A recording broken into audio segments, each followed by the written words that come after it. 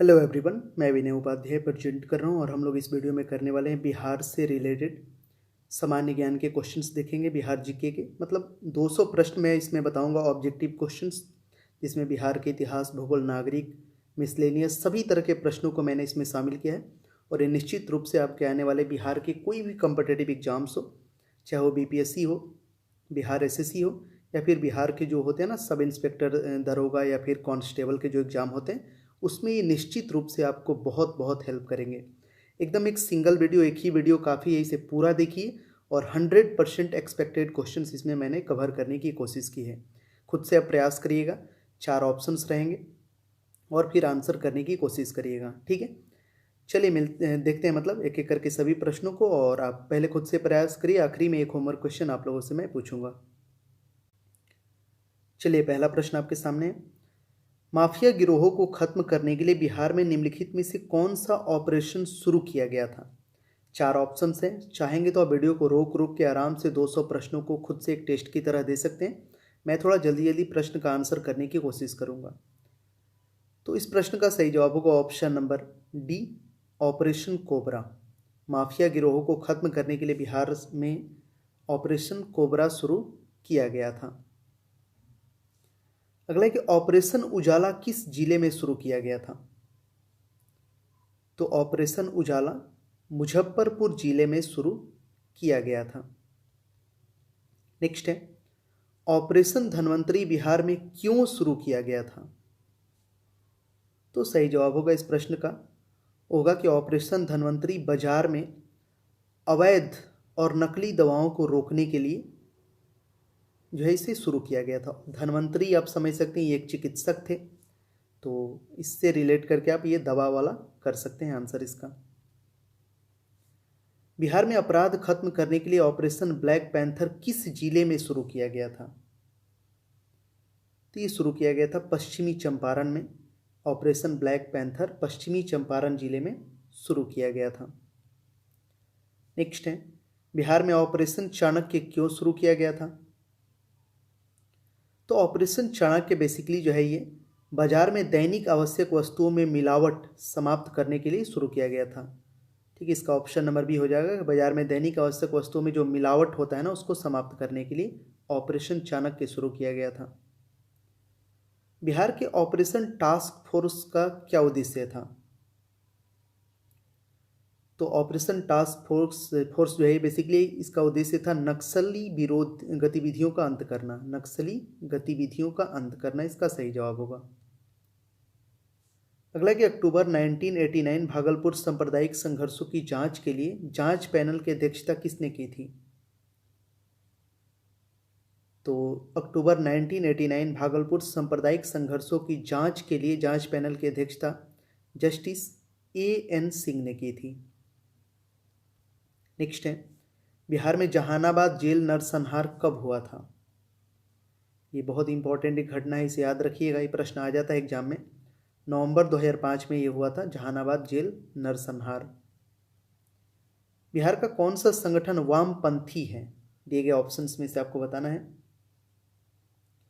तो इसका सही जवाब होगा option number B, Maoist communist club. इसी को बेसिकली एमसीसी भी बोलते हैं। एमसीसी एक वामपंथी संगठन है, माओइस्ट कम्युनिस्ट क्लब। नेक्स्ट है, बिहार के जमींदारों ने कौन सी प्राइवेट सेनाएं बनाई? ये आपको पता होना चाहिए, बहुत ही इंपॉर्टेंट ये प्रश्न है।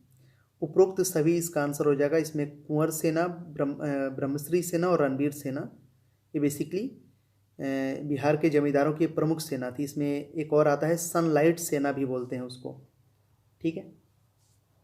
चलिए बढ़ते हैं अगले प्रश्नों की तरफ। निम्नलिखित में से कौन सा जिलों को अतिवाद के मुख्य केंद्र माना जाता है? अतिवाद का मुख्य केंद्र तो ये है जहानाबाद और भोजपुर। जहानाबाद और भोजपुर बिहार में चरमपंथी हिंसा के मुख्य केंद्र थे। बिहार में बढ़ती चरमपंथी गतिविधियों के पीछे मुख्य कारण क्या है? तो ऑप्शंस को ध्यान से पढ़ोगे तो आपको सही जवाब मिल जाएगा। इसमें सभी होगा, उपरोक्त सभी, कि नौकरशाही में असमानता, समानती प्रभुत्व, भूमिहीन लोगों की अधिकता। बिहार में सबसे कम साक्षरता किस धर्म के लोगों की है? तो सही जवाब होगा ऑप्शन नंबर डी, मुस्लिम। ठीक है, बिहार में सबसे कम साक्षरता मुस्लिमों की है। बिहार में सर्वाधिक साक्षरता किस धर्म की है? तो भारत में पूछे जाए, बिहार में पूछे, आपको जैन ही बताना है, जैन धर्म जो है। और ये क्वेश्चन आया था 65th बीपीएससी का जो एग्ज़ाम हुआ था, ये प्रश्न आया है एग्ज़ाम में। बस बिहार की जगह भारत उसने कर दिया था आंसर, लेकिन जैन ही होगा। बिहार में सबसे कम लिंगानुपात किस धर्म में है? तो यह है बौद्ध धर्म में। सही जवाब होगा इसका ऑप्शन नंबर ए। और अगर आपसे पूछे कि बिहार में सबसे अधिक लिंगानुपात किस धर्म में है, तो यह है ईसाई में। सबसे अच्छा जो लिंगानुपात है वो ईसाई धर्म का है। नेक्स्ट 2011 की जनगणना के अनुसार बिहार में मुस्लिमों की जनसंख्या कितनी प्रतिशत है? तो 2011 की जनगणना के अनुसार मुस्लिमों की जनसंख्या है 16.87% बिहार में। ठीक है, उसी से रिलेटेड है कि बिहार में हिंदुओं की जो है जनसंख्या कितनी है, तो परसेंटेज में बताना है। सही जवाब होगा 82.69%। ऐसे पॉपुलेशन कितना है संख्या में, आप हमें कमेंट सेक्शन में बताइएगा। ठीक है, पॉपुलेशन संख्या में बताइएगा, नंबर कितना है टोटल। चलिए आ गया कि बिहार में 2011 में जनगणना में हिंदुओं की कितनी संख्या है। अब यहाँ पे संख्या आ गया हिंदुओं की, तो ये संख्या है। सही जवाब होगा इसका, होगा ऑप्शन नंबर ए, 8,60,78,686। ठीक है, नेक्स्ट है, बिहार में सबसे कम किस धर्म के अनुयायी हैं? तो बिहार में सबसे कम जो है जैन धर्म के अनुयायी हैं। ठीक है, चलिए बढ़ते हैं अगले प्रश्न की तरफ। बिहार में आंतरिक जलमार्ग विकास प्राधिकरण किसने स्थापित किया? इस प्रश्न का सही जवाब होगा, वो होगा ऑप्शन नंबर बी, बिहार सरकार ने किया था आंतरिक जलमार्ग विकास प्राधिकरण का स्थापना। इनमें से कौन सा राष्ट्रीय जलमार्ग बिहार में स्टीमर द्वारा उपयोग नहीं किया जाता है? तो इन दिए गए ऑप्शंस में से आपको बताना है। सही जवाब होगा ऑप्शन नंबर डी, पटना से मीनापुर में जो है स्टीमर द्वारा यहाँ पे उपयोग नहीं होता है, बाकी तीनों जगह ये होता है। बिहार में कौन सा राष्ट्रीय जलमार्ग गुजरता है? बहुत इंपॉर्टेंट प्रश्न है।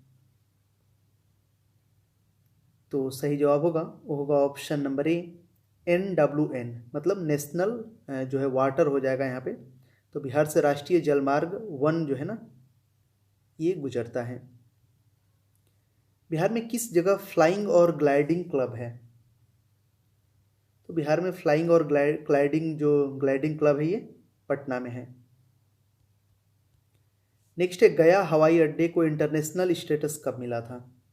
इंटरनेशनल हवाई अड्डा एकमात्र बिहार में गया ही है, और इसे स्टेटस मिला था 2002 में। पटना वाला जो हवाई अड्डा है वो इंटरनेशनल नहीं है, गया में जो है वो है। ठीक है, याद रखिएगा इसे। बिहार से नेपाल जाने के लिए सबसे अधिक किस हवाई अड्डे का प्रयोग किया जाता है? तो बिहार से नेपाल जाने के लिए सबसे अधिक रक्सौल हवाई अड्डे का उपयोग किया जाता है। ठीक है, बिहार के किस स्थान पर हवाई अड्डा नहीं है? दिए गए ऑप्शंस में से बताना है। तो मुजफ्फरपुर में भी है, रक्सौल में भी है, पटना में भी है, लेकिन मुंगेर में नहीं है। अभी वही उसी से रिलेटेड क्वेश्चन है कि बिहार में कुल कितने हवाई अड्डे हैं? तो इनकी संख्या 8 है, याद रखिएगा। बिहार में कुल 8 हवाई अड्डे हैं। नेक्स्ट, अब्दुल बारी पुल बिहार में कहाँ है? तो अब्दुल बारी पुल जो है बिहार के सोनपुर में है, इसका सही जवाब होगा। बिहार में कौन सी ट्रेन नहीं चलती है? दिए गए चारों में से बताना है आपको। तो बिहार में विक्रमशिला चलती है, राजधानी भी जाती है, क्योंकि दिल्ली से कलकत्ता का रास्ता बिहार से ही होकर जाता है। उत्तरी बिहार एक्सप्रेस भी यहाँ पे चलती है। कलिंग एक्सप्रेस ये नहीं चलती है। सही जवाब होगा इसका ऑप्शन नंबर सी। ठीक है, चलिए बढ़ते हैं अगले प्रश्न की तरफ। अगला प्रश्न है, बिहार में जन शताब्दी एक्सप्रेस कब शुरू हुई थी? तो बिहार में जन शताब्दी एक्सप्रेस 2002 में शुरू हुई थी। नेक्स्ट है, निम्नलिखित में से कौन सी ट्रेन बिहार से जाती है? अभी ये बताना है। तो बिहार से ये सब जाती हैं, सब की सब। इस्पात एक्सप्रेस, साबरमती, गीतांजलि, ये सब बिहार से ही गुजरती हैं। बिहार से किस क्षेत्र की ट्रेन नहीं गुजरती हैं? तो बिहार से बेसिकली जो है ये पश्चिम रेलवे की जो है ना मतलब कि ट्रेन नहीं गुजरती है। इसका सही जवाब ऑप्शन नंबर सी होगा। ये प्रश्न बहुत बार रेलवे एग्जाम में पूछा गया है। पूर्वी मध्य रेलवे का मुख्यालय कहाँ है? इसको बोलते हैं ना एनसीआर, तो ये है इसका हेडक्वार्टर हाजीपुर में। ठीक है। नेक्स्ट, अन्य राज्यों की तुलना में रेल परिवहन के संबंध में बिहार किस स्थिति में है? तो राज्यों की बात करें तो बिहार इसमें सही जवाब होगा 5वें नंबर पे है रेल के मामले में। मतलब लगभग ट्रेन से बिहार के आप लगभग सभी हिस्से में जा सकते हैं। बिहार में रेल मार्गों की कुल लंबाई कितनी है? तो बिहार में रेल मार्गों की कुल लंबाई है 5188 किलोमीटर। बिहार में रेल यातायात कब शुरू हुआ? तो रेल यातायात जैसे आपको पता होगा भारत में शुरू हुआ था 1857 में। तो बिहार भी उस समय बहुत प्रमुख केंद्र था, तो बहुत जल्दी ही शुरू हो गया। 1862 में शुरू हो गया था बिहार में। ठीक है। बिहार में सबसे अधिक सड़कों का नियंत्रण किसके पास है? तो यह है जिला परिषद के बाद सबसे अधिक सड़कों का नियंत्रण है। बिहार में वाराणसी से ग्रैंड ट्रंक रोड कहाँ से शुरू होता है? तो सही जवाब होगा दिए गए ऑप्शन में से मोहनिया इसका सही जवाब होगा, जो कैमूर जिले में पड़ता है। बिहार में राष्ट्रीय राजमार्ग की कुल लंबाई कितनी है? राष्ट्रीय राजमार्ग नेशनल हाईवे, तो इसकी कुल लंबाई है 2100 किलोमीटर। इसका सही जवाब होगा। ठीक है। चलिए बढ़ते अगले प्रश्न की तरफ। निम्नलिखित में से कौन सा राष्ट्रीय राजमार्ग बिहार से नहीं जाता है? ये प्रश्न पूछा है कि बिहार से नहीं जाता है, तो बिहार से नहीं जाता है NH-15 बिहार से नहीं जाता है। बिहार में किस राष्ट्रीय राजमार्ग की सबसे अधिक लंबाई है? ये भी इंपॉर्टेंट प्रश्न है। NH-31 इसकी लंबाई बिहार में सबसे ज़्यादा है। ठीक है। बिहार से कौन सा प्रसिद्ध राष्ट्रीय जलमार्ग जाता है, राजमार्ग जाता है, प्रसिद्ध राष्ट्रीय राजमार्ग? तो ये है बेसिकली NH-2, ये जाता है बिहार से। बिहार में गांधी सेतु कहाँ है? तो बिहार में गांधी सेतु आपको पता होगा पटना में है, और ये फिलहाल में ये दूसरा नंबर पे हो गया सबसे लंबा सड़क पुल। ठीक है। पहले नंबर पे कौन अब हो गया वर्तमान में, आप हमें बताना। पहले यही था लेकिन अब वो पहले नंबर पे हो गया है। बिहार के सड़कों की लंबाई कुल कितनी है? सड़क का पूछा है यहाँ पे। तो सड़क की लंबाई हो गई है 76,167, इतना किलोमीटर हो गया है। ठीक है। बिहार का प्रसिद्ध बांध कौन सा है? तो बिहार का बांध ये है बदुआ बांध, बिहार का बांध है प्रसिद्ध। बिहार में निम्नलिखित में से कौन सा गोखुर झील का भाग है? गोखुर झील, तो ये सभी हो जाएगा, उपरोक्त सभी ये हैं। सेमरी जंगल, जोगपति, सोनवर्षा जंगल, हरसिद्धि, पिपरामन, पिपरा, ये सभी का आंसर होगा इसका। बिहार में झील और झीलें का कौन सा इसमें गलत मतलब मिलान गलत है, इसमें बताना है, ये बताना है। तो देखिए इस कांवर झील बेगूसराय में ये सही है। ठीक है।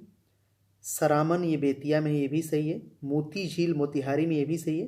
पिपरामन परसा में ये गलत है। ठीक है। ऑप्शन नंबर सी इसका सही जवाब होगा। जिला और वहाँ के प्रसिद्ध खानों में कौन सा मिलान गलत है? तो मिलाते हैं इसको। सुरकी धान चिवड़ा ये भागलपुर में है, सही है। सोहन पपड़ी बक्सर, ये भी सही है। और मतलब एक खान कहने का मतलब वहाँ का प्रसिद्ध जो है ना खाना मिठाई ये सब की बात हो रही है। ये खान वो धातु वाला नहीं। ठीक है। सोन पापड़ी बक्सर में फेमस है। सुरखी धान चिवड़ा ये भागलपुर में फेमस है, ये भी सही है। इसके अलावा बात करते हैं खुरमा, ये उदवंत नगर में फेमस है। बिहिया की पूड़ी मुजफ्फरपुर में फेमस है, ये गलत है। इसमें ऑप्शन डी इसका सही जवाब होगा। ठीक है। बिहार में लीची उत्पादन में कौन सा जिला सबसे पहले? ये तो बहुत आसान प्रश्न है। मुजफ्फरपुर इसका सही जवाब है। इतना फेमस है कि ये भारत के राष्ट्रपति को भी खाने के लिए जाता है प्रत्येक वर्ष। लीची उत्पादन में बिहार पहले स्थान पे, और बिहार में सबसे पहले नंबर पे मुजफ्फरपुर है। चलिए बढ़ते अगले प्रश्न की तरफ। चलिए अगला प्रश्न कि बिहार में फल और जो है फल विकास और अनुसंधान कहाँ है? तो ये स्थित है साबौर में। बिहार में फल विकास और अनुसंधान साबौर में है। नेक्स्ट है बिहार में चावल विकास और अनुसंधान कहाँ है? तो ये स्थित है बिहार में चावल विकास और अनुसंधान भोजपुर के आरा में है। नेक्स्ट है बिहार में ग्रामीण बैंकों की कितनी शाखाएं हैं? इनकी संख्या बताना है। बेसिकली बिहार में 16 ग्रामीण बैंक है, ये मैं आपको बता दूं, और इनके ब्रांचेज अगर देखा जाए तो इनकी संख्या है 1486। बिहार में विभाजन के बाद कितने ग्रामीण बैंक हैं? विभाजन के बाद, तो अभी मैंने इनकी संख्या बताई आपको, 16 है। ठीक है। नेक्स्ट, बिहार में बैंकों का क्रेडिट अनुपात क्या है? तो बिहार में बैंकों का जो क्रेडिट अनुपात है वो है 70:30। नेक्स्ट है बिहार में मुख्य औद्योगिक वित्तीय संस्थान निम्नलिखित में से कौन सा है? तो इसका सही जवाब होगा बिहार राज्य वित्तीय निगम। ठीक है, इसका स्थापना हुआ था 1954 में। नेक्स्ट है बिहार राज्य वित्तीय निगम की स्थापना कब हुई थी? तो ये तभी प्रश्न मैंने आपको बता दिया, 1954। बिहार में किस बैंक की सर्वाधिक शाखाएं हैं? तो वहीं जो भारत में सबसे ज़्यादा शाखा किसका है? भारतीय स्टेट बैंक SBI का, उसी का बिहार में भी सबसे ज़्यादा है। बिहार में किस बैंक की सबसे पहले स्थापना हुई? तो सबसे पहले जो है बिहार में स्थापना हुआ था इलाहाबाद बैंक का। ठीक है। बिहार किस धर्म का तीर्थ है? तो देखिए यहाँ पे सब है, जैन भी है, बौद्ध भी है, सिख भी है। सिख तो आपको पता ही होगा, पटना में ही जन्म हुआ था गुरु गोविंद सिंह का, तो उपरोक्त सही इसका सभी जवाब हो जाएगा। ठीक है, चलिए बढ़ते हैं अगले प्रश्न की तरफ। नेक्स्ट है रामधारी सिंह दिनकर का जन्म कहाँ हुआ था? ये भी बहुत इंपॉर्टेंट प्रश्न है, बहुत बार पूछा गया है एग्जाम में बिहार के। सिमरिया, मुंगेर इसका सही जवाब होगा। निम्नलिखित में से किस शासक ने देश की मुद्रा के रूप में सिक्के का प्रचलन किया? तो ये शासक बिहार से ही संबंधित है, दक्षिणी बिहार से, शेरशाह सूरी सही जवाब होगा। नेक्स्ट, आर्यभट्ट का जन्म कब हुआ? तो आर्यभट्ट का जन्म हुआ है 473 ईस्वी में। आर्यभट्ट ने दशमलव प्रणाली की खोज की थी। उनका जन्म 473 ईस्वी में कुसुमपुर, जो पटना का पुराना नाम है, वहीं हुआ था। बिहार के किस जिले में गुप्तकालीन सिक्के प्राप्त हुए? बिहार के किस जिले में गुप्तकालीन सिक्के प्राप्त हुए? तो इसका सही जवाब होगा ऑप्शन नंबर बी, वैशाली जिले में। उदंतपुरी विश्वविद्यालय की स्थापना कब हुई? कब हुई पूछा है, तो इसका सही जवाब होगा 770 ईस्वी में। ठीक है। उसी से रिलेटेड है कि बिहार का उदंतपुरी विश्वविद्यालय किस विषय के लिए प्रसिद्ध था? तो उदंतपुरी विश्वविद्यालय बेसिकली तंत्र विद्या के लिए बहुत प्रसिद्ध था। बिहार के निवासियों को भृत्य किसमें कहा गया है? तो ये बेसिकली कहा गया है पंचविश ब्राह्मण में बिहार के वासियों को भृत्य कहा गया है। बोध गया में बुद्ध मंदिर किसने बनवाया? तो ये बनवाया था समुद्रगुप्त ने, ये याद रखिएगा, वेरी वेरी इंपॉर्टेंट क्वेश्चन। लोकनायक जयप्रकाश नारायण जून 1975 में कहाँ गिरफ्तार हुए थे? तो ये गिरफ्तार हुए थे नई दिल्ली में। ठीक है। संपूर्ण क्रांति को सफल बनाने के लिए लोकनायक जयप्रकाश नारायण ने छात्र युवा संघ वाहिनी नामक गैर राजनीतिक संगठन का गठन कब किया था? ये भी बहुत इंपॉर्टेंट प्रश्न है। 1 जनवरी 1975 इस प्रश्न का सही जवाब होगा।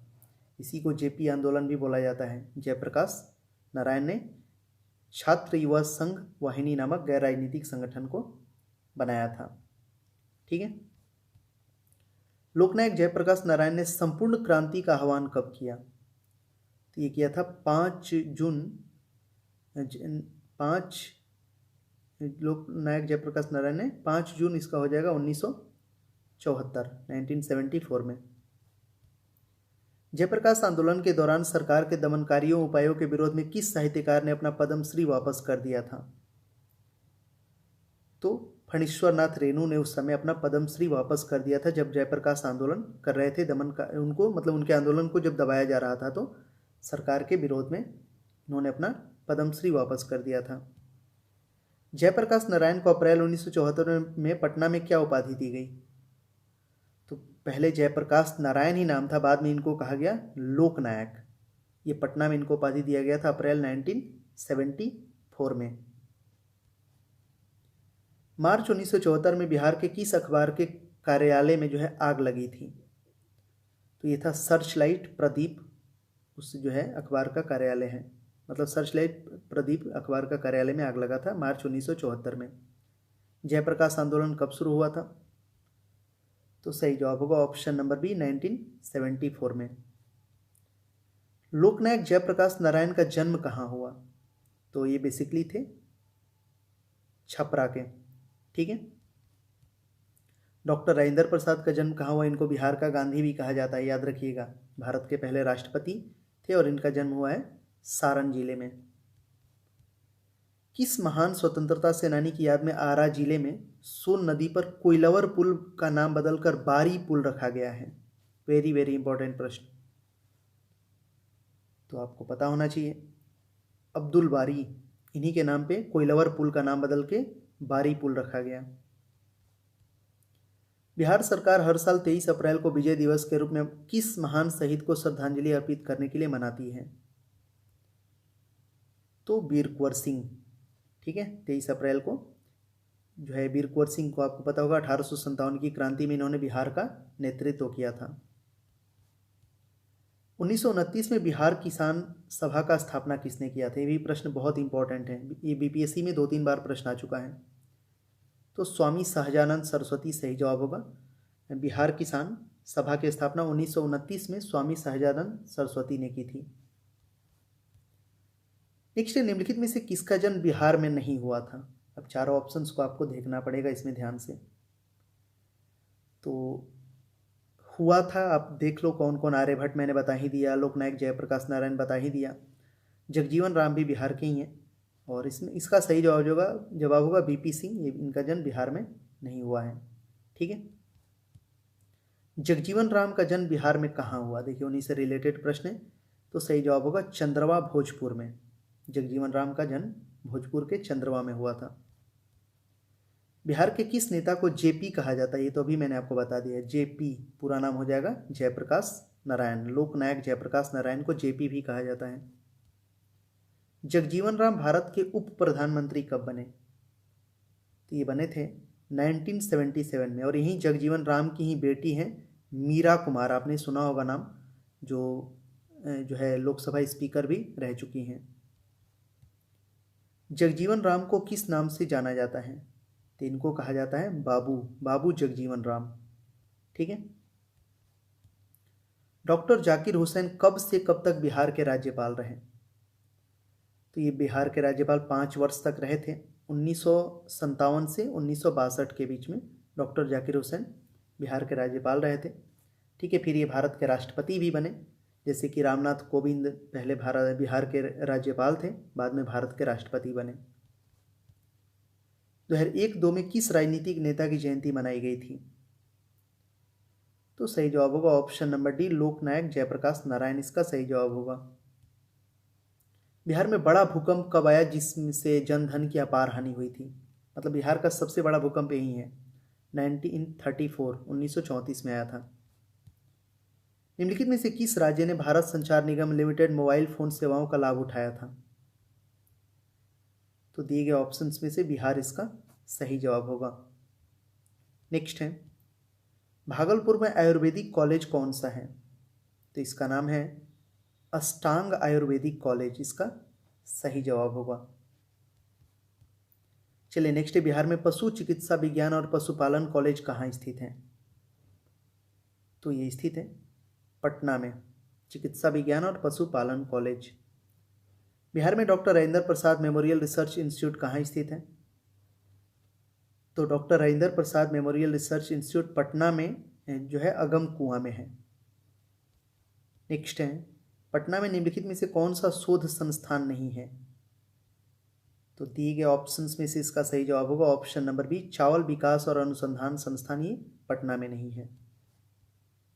राबड़ी देवी पहली बार बिहार की मुख्यमंत्री कब बनी थी? तो ये बनी थी, सही जवाब होगा इसका ऑप्शन नंबर डी 25 जुलाई 1997 को। ये पहली बिहार की महिला मुख्यमंत्री हैं। बिहार के पहले शिक्षा मंत्री कौन थे? तो इनका नाम है सर गणेश दत्त। ये बिहार के पहले शिक्षा मंत्री थे। बिहार के किस प्रसिद्ध व्यक्ति को अजात शत्रु कहा जाता है? वेरी वेरी इंपॉर्टेंट प्रश्न, ये बहुत बार पूछा गया एग्जाम में, तो याद कर लीजिए, डॉक्टर राजेंद्र प्रसाद। इन्हीं को बिहार का गांधी और अजात शत्रु भी कहा जाता है। बिहार के किस नेता को संविधान सभा के अंतरिम राष्ट्रपति बनाया गया था? तो अंतरिम आप राष्ट्रपति की जगह अध्यक्ष भी बोल सकते हो। यहाँ पे संविधान सभा का बात हो रहा है, भारत का नहीं। तो ये थे सच्चिदानंद सिन्हा। सच्चिदानंद सिन्हा को सच्चिदानंद सिन्हा को संविधान सभा का अंतरिम अध्यक्ष या राष्ट्रपति बोल सकते हो बनाया गया था। बिहार का कौन सा नेता मंडल आयोग का अध्यक्ष था? तो बिंदेश्वरी प्रसाद मंडल, ये बेसिकली मंडल आयोग के अध्यक्ष थे। महिला खेल महोत्सव का आयोजन बिहार में किसके द्वारा किया जाता है? तो ये किया जाता है महिला खेल महोत्सव का आयोजन बिहार में बिहार राज्य खेल प्राधिकरण द्वारा। नेक्स्ट है, बिहार स्टेट स्पोर्ट्स अथॉरिटी के माध्यम से ब्लॉक से राज्य स्तर तक कौन सी खेल प्रतियोगिता आयोजित की जाती है? तो देखिए सब होता है इसमें शामिल, ध्यानचंद हॉकी प्रतियोगिता, विद्यालय खेल प्रतियोगिता, सुब्रतो कप, उपरोक्त सभी इसका सही जवाब होगा। बिहार में राष्ट्रीय स्तर पर एक खेल कमेंटेटर कौन था? तो इसका सही जवाब होगा, ये सभी लोग हो जाएंगे, समीर सेन गुप्ता, डॉक्टर प्रेम कुमार, LP वर्मा, उपरोक्त सभी इसका आंसर होगा। बिहार में राष्ट्रीय स्तर पर क्रिकेट अंपायर कौन रहे? ये सब लोग रहे, KB राव, सलील दास, SV रमणी, उपरोक्त सभी इसका आंसर होगा। बिहार में निम्नलिखित में से कौन सा राष्ट्रीय स्तर पर फुटबॉल रेफरी रह चुका है? राष्ट्रीय स्तर पर फुटबॉल रेफरी, तो इनका नाम है ताहिर हुसैन, इसका सही जवाब होगा। बिहार में क्षेत्रीय स्तर पर कौन सा खेल खेला जाता है? क्षेत्रीय स्तर पे ये सब होता है, 22, देगा पानी, चित्का, उपरोक्त सभी इसका आंसर होगा। बिहार में क्षेत्रीय स्तर पर खेले जाने वाले कौन सा खेल कबड्डी जैसा दिखता है? तो कबड्डी जैसा दिखता है ये है चित्का, ठीक है। कंजस कप किससे संबंधित है? तो ये होता है खेल प्रतियोगिता, हॉकी से संबंधित है कंजस कप। फिलहाल बिहार में जो है बिहार ओलंपिक एसोसिएशन के कितने जिला स्तरीय खेल संघ हैं? तो इनकी संख्या है 29। नेक्स्ट है, बिहार का कौन सा कप फुटबॉल से संबंधित है? तो ये है प्रेसिडेंट कप, ये फुटबॉल से संबंधित है। बिहार की कौन सी ट्रॉफी क्रिकेट से संबंधित है? तो सही जवाब होगा option number A, Hemant trophy. Stadium और शहर का कौन सा मिलान गलत है, अब ये बताना है, ध्यान से देखिए। तो सही वाला पहले छांट लीजिए, गलत वाला अपने आप पता चल जाएगा। तो देखिए खुदीराम बोस स्टेडियम मुजफ्फरपुर में है, ये सही है, ठीक है। इसके अलावा जगजीवन राम स्टेडियम खगौल में है, ये भी सही है। और राजेंद्र स्टेडियम छपरा में है, ये भी सही है। ये गलत है, इंदिरा गांधी स्टेडियम मुंगेर में नहीं है, इंदिरा गांधी स्टेडियम आपको पता होगा ये दिल्ली में है, ठीक है। बिहार में वीर कुंवर सिंह स्टेडियम कहाँ स्थित है? ये प्रश्न आपको बताना है, ये तो बहुत आसान प्रश्न है, आंसर करिए इसका। तो सही जवाब होगा ऑप्शन नंबर बी, आरा के ही थे ना वीर कुंवर सिंह, तो वही स्टेडियम है। बिहार में हॉकी मैच कब शुरू हुआ? तो 1904 में ये शुरू हुआ था हॉकी का मैच बिहार में। नेक्स्ट, बिहार में कौन सा स्टेडियम केंद्रीय कमान हॉकी प्रतियोगिता हर साल आयोजित किया जाता है? तो ये आयोजित किया जाता है, इसका नाम है जो है कौन से स्टेडियम में ना, तो कलिंग स्टेडियम इसका सही जवाब हो जाएगा। बिहार में 1912 में लॉन टेनिस कहाँ शुरू हुआ था? ये शुरू हुआ था पटना में, ठीक है। पटना का सबसे बड़ा स्टेडियम कौन सा है, ये तो आप बता सकते हो, मोइनुल हक स्टेडियम इसका सही जवाब होगा। 1996 में जिम्बाब्वे और केन्या के बीच विश्व कप सीरीज जीतने में पटना के किस स्टेडियम में खेला गया था? तो सही जवाब होगा, ये खेला गया था मोइनुल हक स्टेडियम में, ये मैच हुआ था जिम्बाब्वे और केन्या के बीच विश्व कप सीरीज मैच में पटना में हुआ था। उसके बाद से यहाँ पे मैच वगैरह बहुत कम होता है, होता ही नहीं, इंटरनेशनल स्टेडियम है लेकिन नहीं होता है। पटना में आयोजित एशियाई स्कूल स्तरीय फुटबॉल टूर्नामेंट किस वर्ष में था? तो सही जवाब होगा इसका ऑप्शन नंबर सी, 1997 में हुआ था एशियाई स्कूल स्तरीय फुटबॉल टूर्नामेंट। बिहार के फुटबॉल खिलाड़ी कौन है जिन्होंने 1971 में भारतीय फुटबॉल टीम का नेतृत्व किया था और उसी वर्ष अर्जुन पुरस्कार दिया गया था उन्हें? ये प्रश्न इंपॉर्टेंट है। इनका नाम है चंद्रशेखर प्रसाद, याद रखिएगा। इंग्लिश शील्ड संघ कौन सा संघ था? तो ये था पटना एथलेटिक्स संघ, इसी को इंग्लिश शील्ड संघ भी कहा गया था। 1897 में बिहार में किस शील्ड के साथ फुटबॉल शुरू हुआ था? तो उस शील्ड का नाम था इंग्लिश फील्ड। ठीक है, चलिए अगला प्रश्न है, 1937 में बिहार में कौन सा खेल संघ बनाया गया? तो सही जवाब होगा ऑप्शन नंबर बी, बिहार राज्य शतरंज संघ बनाया गया था। बिहार राज्य फुटबॉल संघ की स्थापना कब हुई थी? इसका स्थापना हुआ था 1986 में। बिहार का सर्वश्रेष्ठ खेल संगठन कौन सा है? तो यह है बिहार ओलंपिक संघ। नेक्स्ट है, बिहार हॉकी एसोसिएशन के बारे में कौन सा कथन सच है, ये बताना है। तो देखिए सभी के सभी सही हैं, आप पढ़ लेना। इसकी स्थापना 1986 में हुई थी। एसोसिएशन के गठन से पहले बिहार ओलंपिक एसोसिएशन द्वारा हॉकी गतिविधियों की निगरानी की गई। बिहार हॉकी एसोसिएशन केवल पुरुषों की खेल की गतिविधियों की देखभाल करता है, ये सभी सही है। बिहार राज्य क्रिकेट संघ की स्थापना कब हुई थी? इसका स्थापना हुआ था 1948 में। बिहार का पहला खेल संगठन कौन सा था? पहला, तो सही जवाब होगा option number B, Bihar cricket संघ बिहार का पहला खेल संगठन था। बिहार राज्य खेल प्राधिकरण द्वारा कितने खेल विकास केंद्र चलाए जाते हैं? तो बिहार राज्य खेल प्राधिकरण द्वारा 7 जो है खेल विकास केंद्र चलाए जाते हैं। बिहार राज्य खेल प्राधिकरण का मुख्य उद्देश्य क्या था? तो इसका सही जवाब होगा उपरोक्त सभी ब्लॉक से राज्य स्तर पर प्रतियोगिताओं का आयोजन करके नई खेल प्रतिभा का तलाश करना, खेल व्यक्तियों को प्रशिक्षण देना, राष्ट्रीय और अंतर्राष्ट्रीय प्रतियोगिताओं में भाग लेना। बिहार राज्य खेल परिषद को बिहार राज्य खेल प्राधिकरण बनाने के लिए कब अलग किया गया था? तो ये अलग किया गया था 1986 में। बिहार राज्य खेल परिषद की स्थापना कब हुई थी? तो ये हुआ था 1961 में बिहार राज्य खेल परिषद की स्थापना हुआ था। चलिए आगे बढ़ते हैं। साहित्य अकादमी द्वारा निम्नलिखित में से किसने सम्मानित किया है? तो साहित्य अकादमी द्वारा ये सभी लोग सम्मानित हुए हैं, उपेंद्र झा, व्यास, नागार्जुन, मधुप, उपरोक्त सभी इसका आंसर होगा।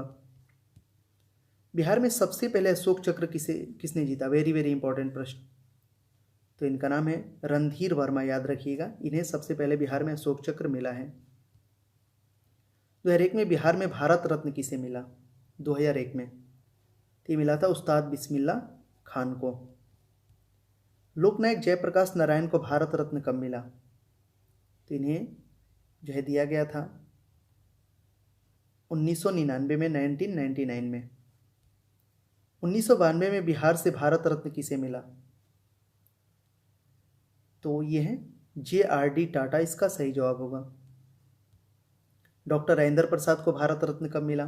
भारत के पहले राष्ट्रपति 1962 में इन्हें मिला था। भारत रत्न जीतने वाले बिहार के पहले व्यक्ति कौन थे? तो यही थे, डॉक्टर राजेंद्र प्रसाद ही थे। 1962 याद रखिएगा, इन्हें मिला था बिहार के पहले व्यक्ति भारत रत्न जीतने वाले। बिहार में अब तक कितने लोगों को भारत रत्न मिल चुका है? सभी लोगों के लगभग मैंने नाम बता दिए। 6 लोगों को अभी तक बिहार में भारत रत्न मिला है, याद रखिएगा। निम्नलिखित में से किसे भारत रत्न नहीं मिला है? देखिए उसी से रिलेटेड क्वेश्चन है। तो JRD टाटा को भी मिला है, मौलाना अबुल कलाम आज़ाद को भी मिला है, उस्ताद बिस्मिल्लाह खां को मिला है, जगजीवन राम को नहीं मिला है। इनमें से कौन सा प्रसिद्ध बिहार व्यक्तित्व भारत रत्न से सम्मानित किया गया है?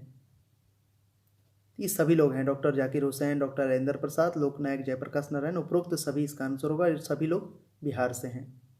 ठीक है, चलिए बढ़ते अगले प्रश्न की तरफ। रामधारी सिंह दिनकर को उनकी कृति उर्वशी के लिए ज्ञानपीठ पुरस्कार कब मिला था?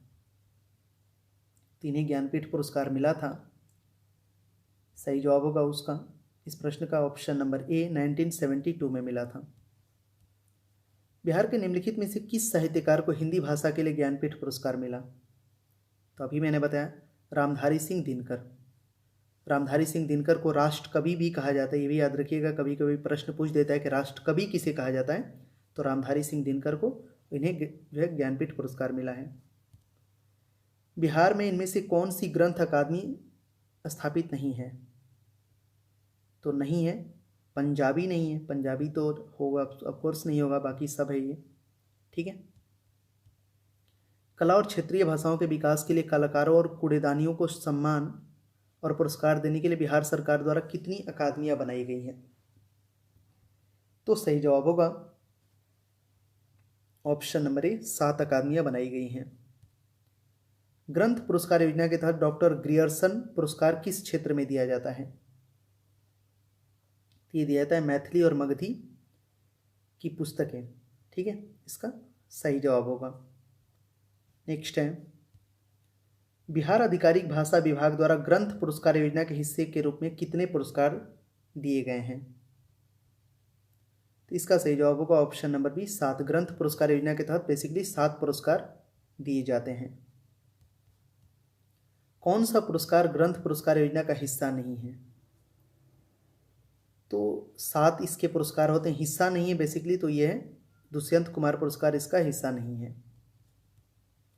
अगला है कि भूमि, भाषा, साहित्य, कला और शिल्प के क्षेत्र में ग्रंथ पुरस्कार योजना के तहत निम्नलिखित में से कौन सा पुरस्कार दिया जाता है? तो ये है बिहार विषयक ग्रंथ पुरस्कार, ठीक है। भूमि, भाषा, साहित्य और कला और शिल्प के क्षेत्र में ग्रंथ पुरस्कार योजना के तहत बिहार विषयक ग्रंथ पुरस्कार दिया जाता है। ग्रंथ अवार्ड योजना के तहत दिए गए भिखारी ठाकुर पुरस्कार किस क्षेत्र के लिए है? तो ये बेसिकली दिया जाता है भोजपुरी भाषा में पुस्तक लेखन का। भिखारी ठाकुर को भोजपुरी का पिता भी कहा जाता है, आप याद रखिएगा।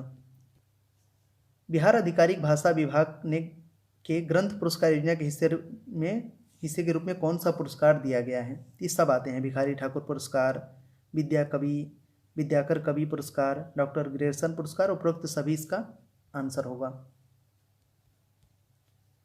बिहार आधिकारिक भाषा विभाग द्वारा दिए गए एक पुरस्कार में कौन सा पुरस्कार है? तो इस प्रश्न का सही जवाब होगा उपरोक्त सभी हो जाएगा। गोपाल सिंह नेपाली पुरस्कार, नलिन बिलोचन शर्मा पुरस्कार, उपेंद्र महारथी पुरस्कार, ये सब दिए जाते हैं बिहार आधिकारिक भाषा द्वारा। बिहार आधिकारिक भाषा विभाग द्वारा मंडन मिश्र पुरस्कार किस क्षेत्र में दिया जाता है? तो मंडन मिश्र पुरस्कार बेसिकली धर्म और दर्शन शास्त्र के क्षेत्र में दिया जाता है। बिहार के आधिकारिक भाषा विभाग द्वारा बच्चों के साहित्य के लिए इनमें से कौन सा पुरस्कार दिया गया है? तो ये पुरस्कार है अमरनाथ झा पुरस्कार। चाणक्य पुरस्कार किस क्षेत्र में दिया जाता है? ये सब बिहार के पुरस्कार हैं, याद रखिएगा। चाणक्य क्या थे? तो चाणक्य बेसिकली राजनीति करते थे, राजनीतिक विज्ञान के क्षेत्र में दिया जाता है। बिहार के आधिकारिक भाषा विभाग के इन पुरस्कारों में से कौन सा पुरस्कार इतिहास और संस्कृति के लिए दिया जाता है? तो ये है काशी प्रसाद जायसवाल पुरस्कार, बेसिकली इतिहास और संस्कृति के क्षेत्र में दिया जाता है। फणीश्वरनाथ रेणु पुरस्कार बिहार सरकार द्वारा किस क्षेत्र में दिया जाता है? तो फणीश्वरनाथ रेणु इसका सही जवाब होगा ऑप्शन नंबर ए, क्षेत्रीय कहानी लेखन के क्षेत्र में। बिहार आधिकारिक भाषा विभाग द्वारा दिए गए पुरस्कारों में कौन सा पुरस्कार नहीं है? तो ये सब तो हैं, अभी मैंने बताया नाम। महात्मा गांधी सम्मान ये बिहार सरकार का नहीं है। गोरखनाथ सिंह पुरस्कार किस क्षेत्र में उत्कृष्टता के लिए स्थापित किया गया था? तो ये दिया जाता है बेसिकली अर्थशास्त्र के क्षेत्र में। बिहार के आधिकारिक विभाग द्वारा स्थापित आर्यभट्ट पुरस्कार किस क्षेत्र में दिया जाता है? तो आर्यभट्ट क्या थे? आर्यभट्ट बेसिकली एक वैज्ञानिक थे, विज्ञान के क्षेत्र में दिया जाता है। निम्नलिखित में से कौन सा पुरस्कार भाषा विभाग है? तो ये है बेसिकली माखनलाल चतुर्वेदी पुरस्कार, इसका सही जवाब होगा। चलिए नेक्स्ट है, बिहार का सबसे बड़ा साहित्यिक सम्मान कौन सा? ये इंपॉर्टेंट है, वेरी वेरी इंपॉर्टेंट। बिहार का सबसे बड़ा साहित्यिक सम्मान याद कर लीजिए इसे। तो बिहार का सबसे बड़ा साहित्यिक सम्मान है राजेंद्र सम्मान, ये होगा, ठीक है। राष्ट्रीय ग्रामीण जल आपूर्ति और स्वच्छता कार्यक्रम पायलट परियोजना के पहले चरण में एक सर्वेक्षण के लिए बिहार के किस जिले का चयन किया गया था? तो वैशाली का चयन किया गया था जो है बेसिकली राष्ट्रीय ग्रामीण जल आपूर्ति और स्वच्छता कार्यक्रम के पायलट परियोजना के तहत। बिहार में एड्स रोकथाम कार्यक्रम के हिस्से के रूप में सदर अस्पतालों में से कौन से जिले में नए रक्त बैंक हैं, ब्लड बैंक जिसको बोलते हैं? तो सही जवाब होगा नालंदा, कटिहार, वैशाली। नई राष्ट्रीय स्वास्थ्य नीति की विशेषताएं क्या हैं? तो देखिए सब हो जाएगा। स्वास्थ्य अनुसंधान आयोग की स्थापना, नई दवाओं के आविष्कार पर शोध को प्रोत्साहित करना, भारतीय उपचार प्रणाली के लिए एक अलग राष्ट्रीय नीति, उपरोक्त सभी इसका आंसर होगा। बिहार में कितने मेडिकल कॉलेज हैं? तो 7 वर्तमान में बिहार में मेडिकल कॉलेज हैं। वर्तमान में बिहार में कितने ब्लड बैंक हैं? तो इनकी संख्या है 29। बिहार की स्वास्थ्य नीति के अनुसार प्रत्येक जिले में सदर अस्पताल के लिए आवश्यक न्यूनतम बैंक क्या है? बिहार की स्वास्थ्य नीति के अनुसार प्रत्येक जिले में बेसिकली सदर अस्पताल के लिए में बेसिकली जो है एक ब्लड बैंक तो होना ही चाहिए, एक इसका आंसर होगा। आरसीएच का मुख्य उद्देश्य क्या है? तो बेसिकली मां के स्वास्थ्य और बच्चों के अस्तित्व में सुधार करने के लिए यह आरसीएच। 2001 की जनगणना के अनुसार बिहार को कितने स्वास्थ्य उपकेंद्रों की आवश्यकता है? तो सही जवाब होगा ऑप्शन नंबर बी, 4500 इसका सही जवाब होगा। ठीक है। नेक्स्ट, बिहार में फिलहाल कितने रेफरल अस्पताल हैं? तो इनकी संख्या है 396। इतने जो है रेफरल अस्पताल हैं। आगे बढ़ते हैं अगले प्रश्न की तरफ। 2001 की जनगणना के अनुसार बिहार को कितने रेफरल अस्पतालों की आवश्यकता है? तो आवश्यकता है, इसका सही जवाब होगा 618। बिहार में कितने प्राथमिक स्वास्थ्य केंद्र हैं? तो इनकी संख्या है 1247 प्राथमिक स्वास्थ्य केंद्र हैं। बिहार में एक रेफरल अस्पताल कितने लोगों पर है? तो इसकी संख्या है 1,20,000 लोगों पे एक रेफरल अस्पताल है। बिहार में हर 30,000 लोगों के लिए किस प्रकार का स्वास्थ्य केंद्र स्थापित किया गया है? तो सही जवाब होगा ऑप्शन नंबर बी, प्राथमिक स्वास्थ्य केंद्र। बिहार में फिलहाल कितने स्वास्थ्य उपकेंद्र हैं? तो स्वास्थ्य उपकेंद्र की बात करें तो इनकी संख्या है 10,332। राष्ट्रीय स्वास्थ्य नीति के अनुसार बिहार की ग्रामीण आबादी को स्वास्थ्य सेवाएं प्रदान करने के लिए स्वास्थ्य केंद्रों के कितने स्तर स्थापित किए गए हैं? तो इसकी सही जवाब होगा ऑप्शन नंबर सी, तीसरी पंक्ति इसका सही जवाब होगा। बिहार में इंदिरा गांधी मेडिकल सेंटर कहाँ है? तो यह है बेसिकली पटना में। इंदिरा गांधी मेडिकल सेंटर बिहार की राजधानी पटना में है। बिहार में स्वास्थ्य सेवाओं के लिए सबसे महत्वपूर्ण केंद्र कौन सा है?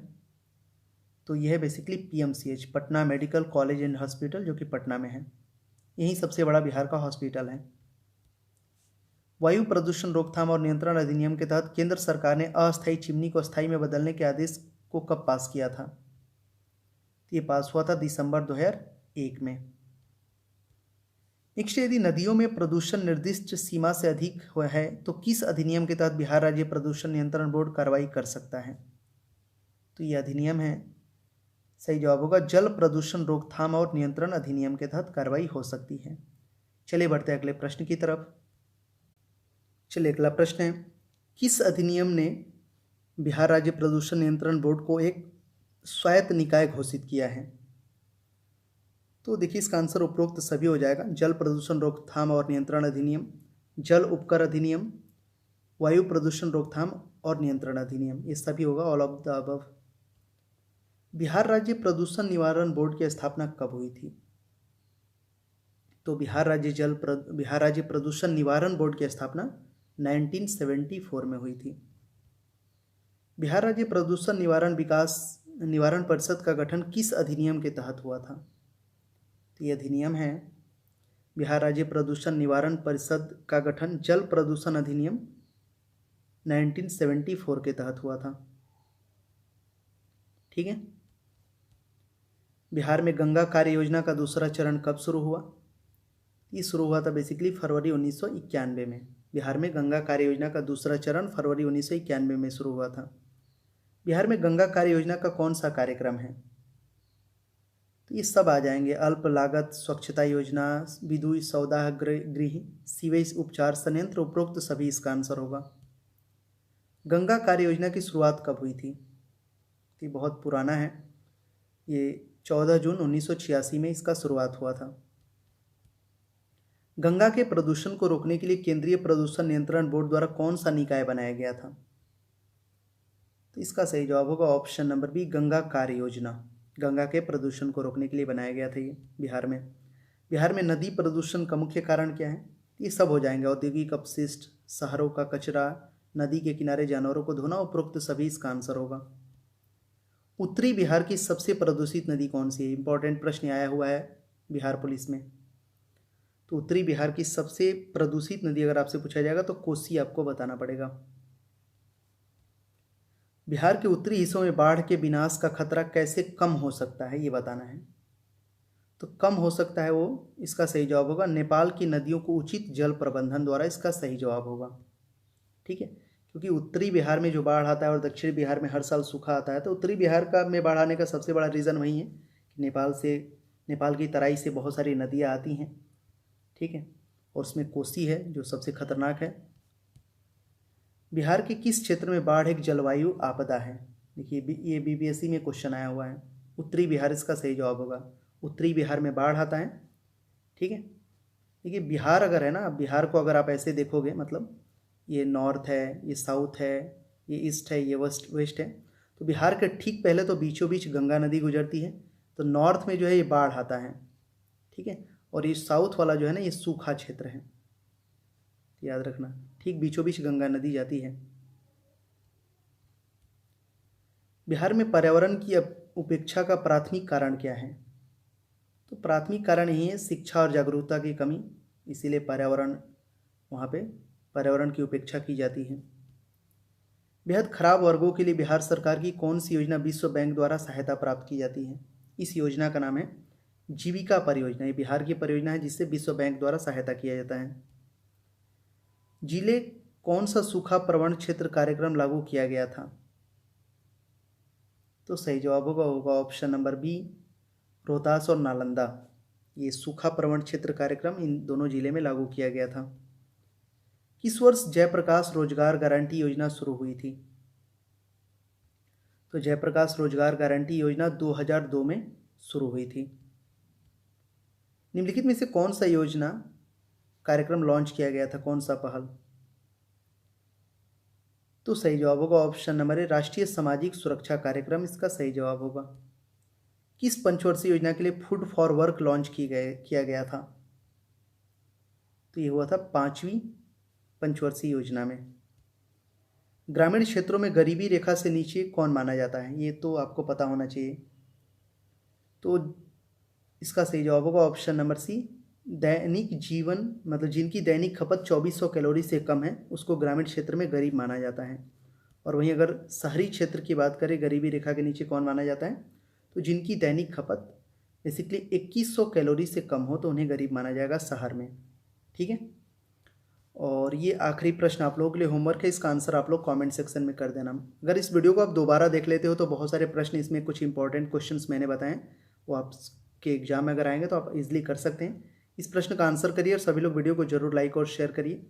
बहुत जल्द मैं वीडियोज़ बनाने वाला हूँ, अब 3 वीडियो जल्दी 3 दिन के अंदर मैं लाने वाला हूँ। फिजिक्स, केमिस्ट्री, बायोलॉजी का 200 प्रश्नों का, बहुत हेल्प करेगा आपके आने वाले एग्जाम में। तो ये इसका आंसर करिए। बिहार में गरीबी का कारण क्या है? आपके पास ऑप्शन है भूमि विकास की कमी, गरीबी उन्मूलन कार्यक्रम, बेरोजगारी, उपरोक्त सभी। इसका आंसर करिएगा, वीडियो को शेयर करिएगा ज़्यादा से ज़्यादा, अपना फीडबैक जरूर दीजिएगा। किसी भी तरह का डाउट और क्वेरीज हो तो कमेंट्स करिएगा। और एक बिहार के लिए अलग से मैंने प्लेलिस्ट बना रखा है बीपीएससी करके, तो उसमें जाके और बिहार से रिलेटेड जो है वीडियोज़ देख सकते हैं। चलिए मिलते हैं अगले वीडियो में, तब तक के लिए बाय।